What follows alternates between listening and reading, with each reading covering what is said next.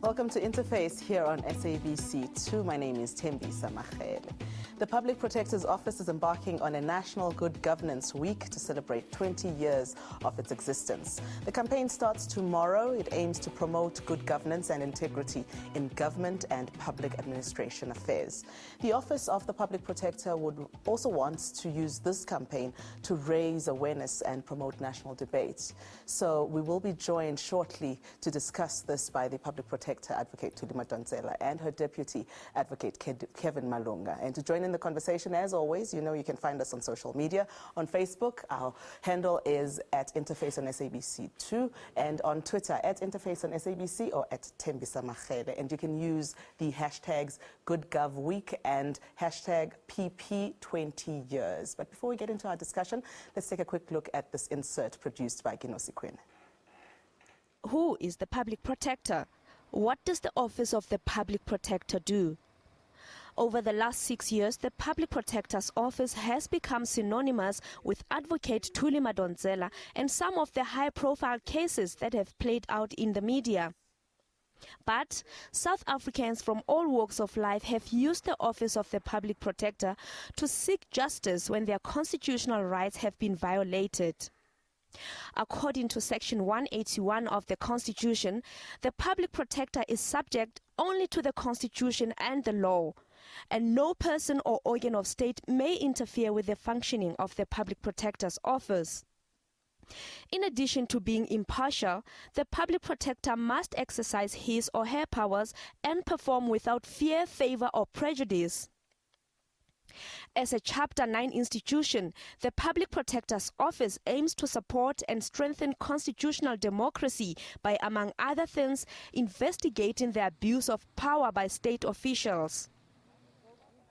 Eastern Cape resident Khanyisa Mcimeli is full of praise for her local Public Protector's Office.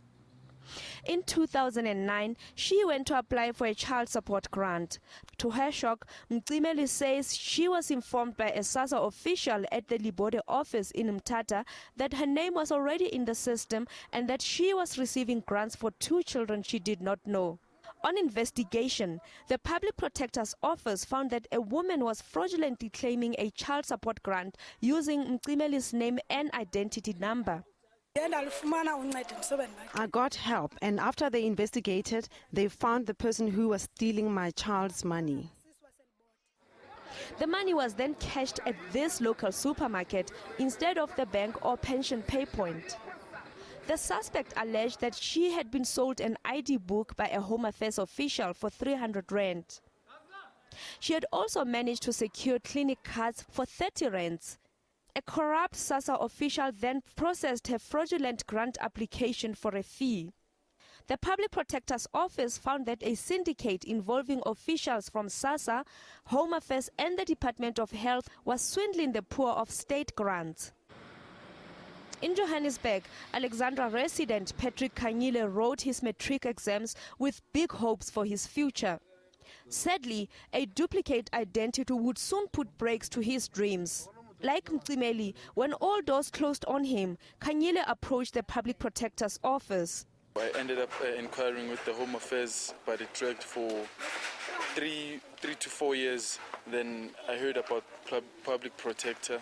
I wrote a letter to them, and that's when I got good feedback, and my problems started to being resolved. I got my ID document in 2010. The office has received close to 260,000 complaints since it opened its doors 20 years ago, bringing hope to people like Kanyile and Mcimeli. Almost 250,000 of those have been resolved.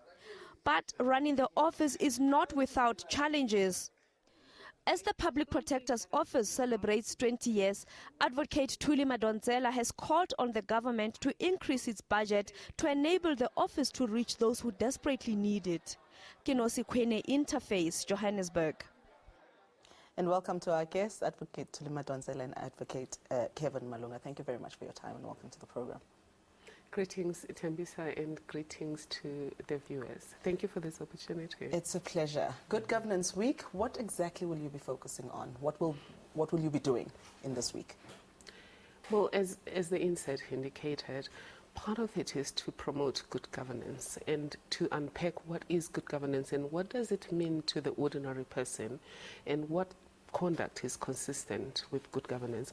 We also use this week to promote the office for people to understand what role does it play in promoting good governance and how can they work with us.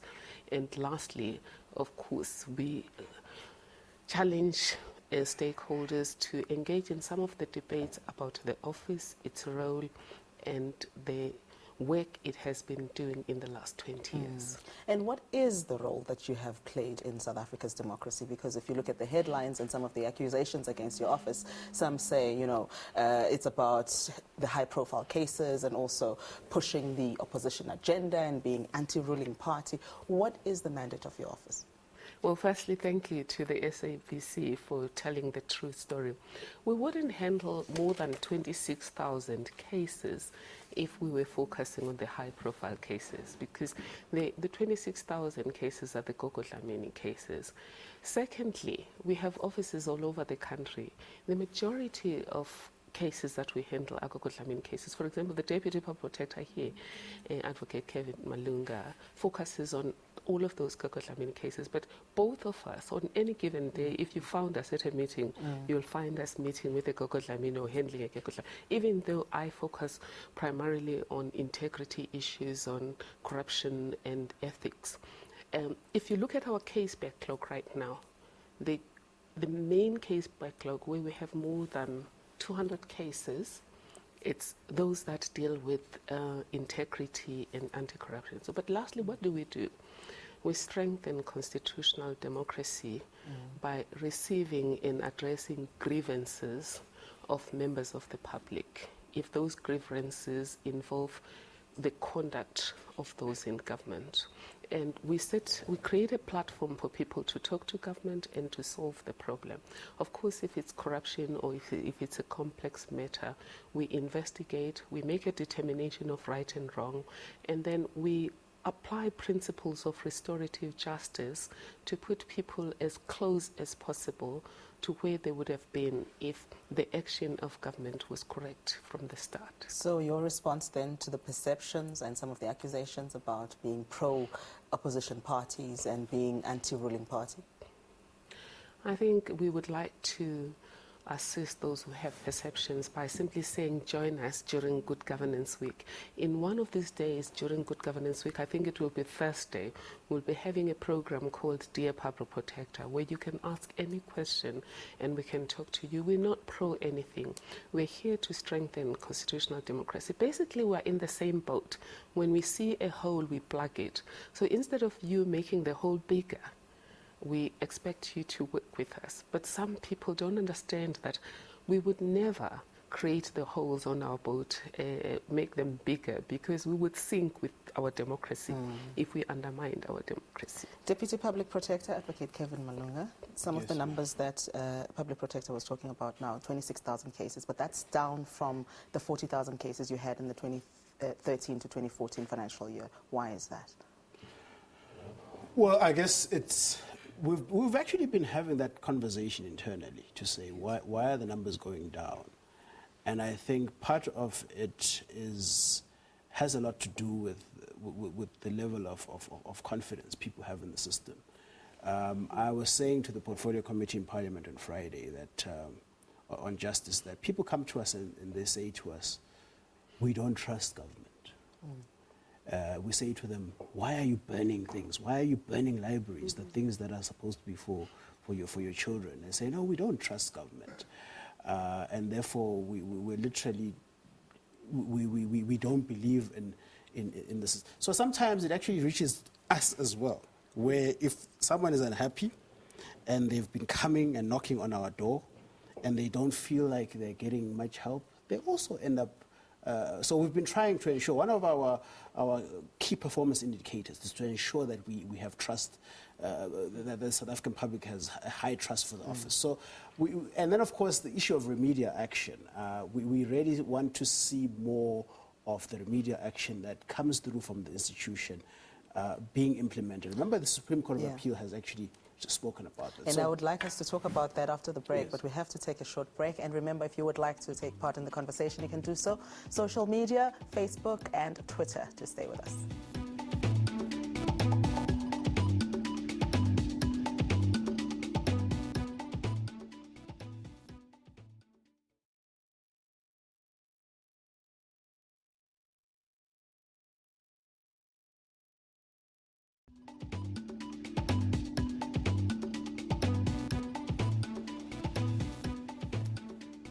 Welcome back to Interface. North Gauteng High Court Judge Thuli Madonsela laid the foundation for the Office of the Public Protector when it was established in 1995.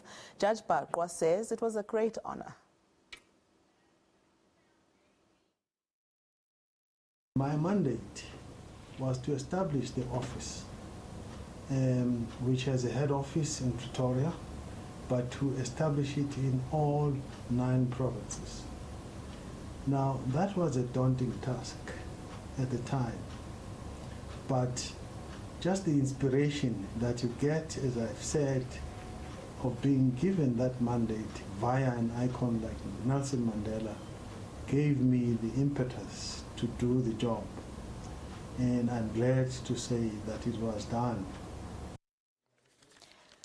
Well, that was Judge Thuli Madonsela reflecting on the Office of the Public Protector. He says that the office has evolved over the years. I say so with a great measure of satisfaction.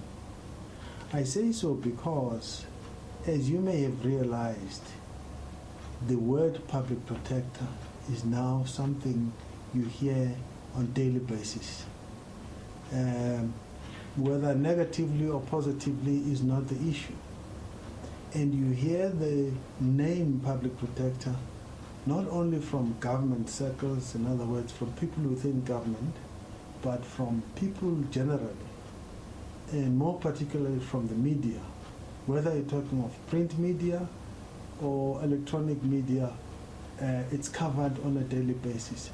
That in itself tells you that the education that has gone on to tell people what this institution is all about has happened and happened well.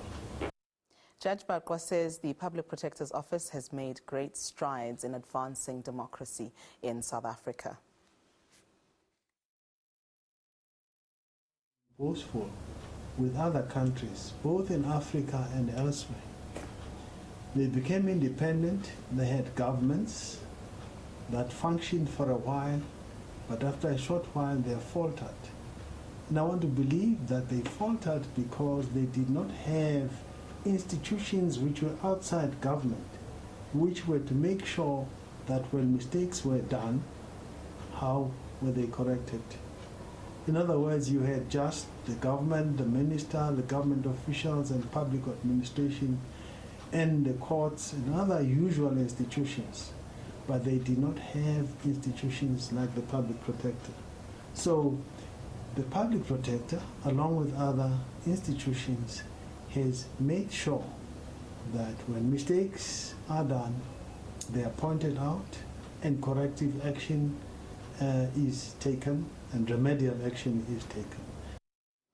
And of course, Advocate Thuli Madonsela's predecessor was Mr. Lawrence Mushwana. Thank you so much for continuing with us in this conversation. Remember that if you want to take part in the conversation, you can do so on social media. We will be taking some of your questions a little later on the program as we continue to talk to the Public Protector and her deputy, Kevin Malunga. So before the break, Advocate Malunga, we were talking about the numbers and how they've gone down drastically in this past financial year. You said it was maybe because the people getting to know about the office. But is it not also a sign of a lack of confidence? Because they're saying 40,000 people are asking you to intervene, and then indeed, the next year it's far less. Well, we also resolve issues. So some of them, they don't stay in the system. Right. We are productive. We work, you know. But so you should we be don't, getting more we don't want things confidence to sit there and fester. But on a serious note, we basically have some are actually carried over. Right now we've got the stats here. 9,594 carried from 2013. And then of course about 5.3 carried on, and there are 20,000 new cases. So the numbers game, I wouldn't be too worried about it as much because the dynamic changes. But what's the success factor for you in the numbers game? Do you want to have more numbers to as a show that people are actually coming to your office, or do you want to have less numbers as a show that you are resolving cases? I think it's a bit of both. Okay. I would say, yes, and of course, Thuli Madonsela will respond. But I think, obviously, we want people who are aggrieved to complain. Right. They must, because that's what the institution is there for. But on the other hand, a situation where there's a very high number represents a very dissatisfied and frustrated population, okay. which is something that obviously government should start seriously thinking about. Okay, Advocate? Just two things to add. One thing that we concretely have proof of is that a lot of people, the majority of cases come to us through outreach. And in the past year, we had to cut down on clinics because of money. And those would be clinics to people who are not close to us and then don't have the ability to contact us by phone, so that we can show that the number of outreach clinics will come. But on the question that the DPP is raising about numbers increasing, we would like numbers to increase in sectors where we have been making an impact, because the idea is not just to solve the Gogo Dlamini case at hand, it's also to teach government how to treat people. So that if, for example, we've been dealing with SASA for a long time, we wouldn't want to have a waterfall from SASA that is continuing. You would want, but we are a big country with more than 54 million, and we have checked in other countries, the numbers are low. Because what would be a measure of success for us? It would be, for now, increase the number of people, simply because people should not find a reason to go to the street. They should trust these channels. So if, for example, numbers were decreasing with us, but there were no complaints that were being taken outside the system, we'd be happy because we think that there is an improvement in good governance. Right now, as the Deputy Public Protector has said, I think for me there are two reasons, although we haven't done specific research on the trust issue. But the one we know is that we reduced our clinics. The trust issue, I think he was saying that the lack of trust is when people are not sure if this thing is not a gate to nowhere. When we take too long, because there's been some government departments that are not even respecting a subpoena these days, since this whole thing about our powers started.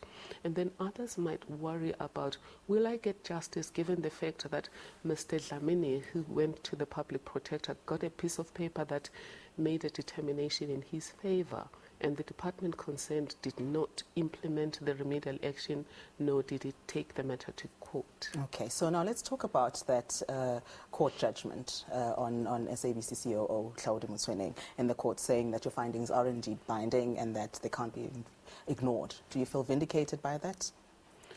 Absolutely, but we don't think we feel personally vindicated. I think Deputy Public Protector will agree with me that we think that the Constitution has been vindicated, and the architects of our democracy have been vindicated, because if you look at papers such as Ready to Govern, which was cited by the court, Building a United Nation, they had wanted the Gogo Dlaminis to have effective remedies. So what are you going to do? What actions are you going to do to try and push for your recommendations to be taken more seriously? Well, firstly, Tembisa, we would want people to use the language in the Constitution, and which was used in the court as well, which is one of our missions this week. Our part of our mission this week in good governance is, let's try to use remedial action. It's a very beautiful constitutional language, because it's not in the Constitution. What's the difference? A recommendation is a suggestion that you should do something. Remedial action may well be a recommendation, but it could be a directive as well. And the courts made it very clear that we could recommend, but we could direct you, we could order you to do something. So that leads us then... Yes. If I say, Tembisa, I recommend that tomorrow you should wear a red it's up to dress. me to choose. You know? Yeah. You basically have a choice that, you say, but what does he know about fashion? But if I direct you, and I say, the remedy here is so I think the word recommendation is not even used in any of the legislation, not in the Public Protector Act, not in the Constitution. What So I then think- happens to the Ngandla matter? Because that has been the big bone of contention. Well, our approach at the moment as part of Good Governance Week is that we're going to engage with all stakeholders and we'll find a way to have quiet conversations about what does the court decision mean and how do we make sure that we protect the system. Part of having a public protector is to protect the system so that people work in the system. People do not feel that the system is a gate to nowhere and they can go elsewhere. We don't want to single out Nkandla. We want to just talk to government about where to now. Joining hands. If you look at our annual report, it was about 20 years of a partnership for good governance. All right, we have to take another short break. And after the break, we're taking some of your messages. Just stay with us.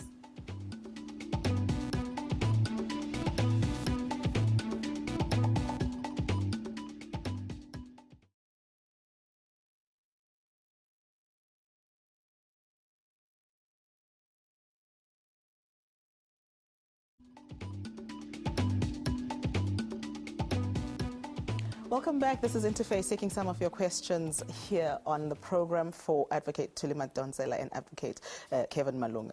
And we have very, very little time, unfortunately, but there's so much more we want to talk to both of you about.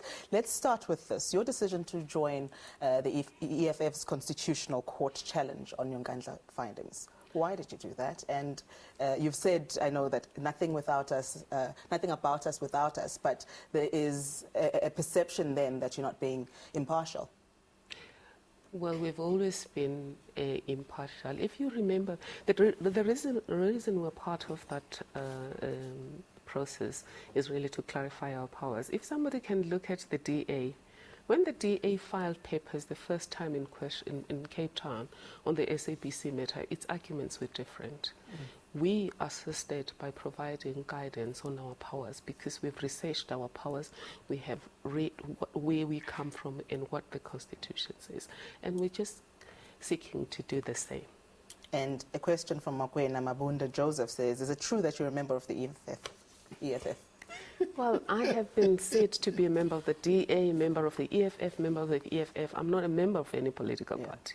So the statement, do you think that your move to clarify your powers on an EFF challenge was a wise one?